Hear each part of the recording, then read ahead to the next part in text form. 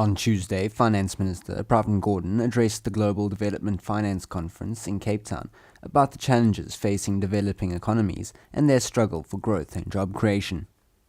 We still don't see an adequate focus on a growth story, on a jobs story. What will be the growth drivers? Where will we get jobs from? How will we keep young people off the streets? And how will we create new opportunities for young people? What are the structural issues that we are confronted in the global environment which create greater difficulties for job creation and for advancement of young people today than 10 or 20 years ago?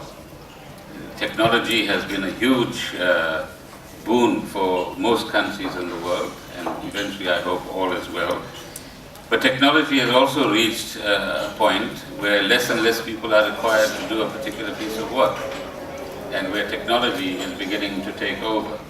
There are some who in literature are arguing that technology might well become a serious fetter rather than just an enabler for job creation. So what does that mean for jobs for younger generations of people as we go forward?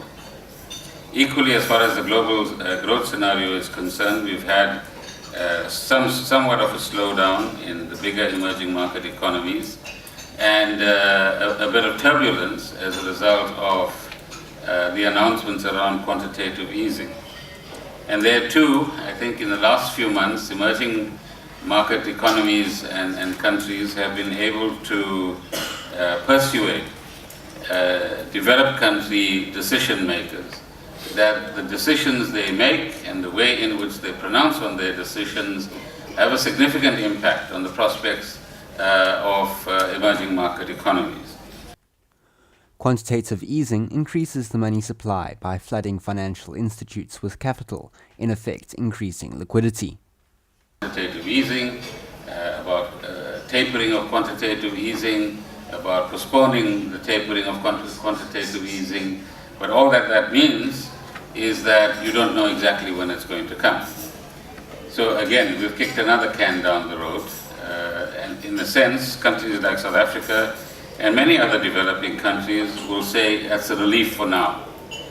But at some stage or the other, quantitative easing is going to happen. At some stage, the massive liquidity that we see in the global marketplace is going to begin to be tapered off. And at some stage, the usual sentiment will begin to prevail, which is a withdrawal from certain substantial emerging market countries back to, inverted commas, home.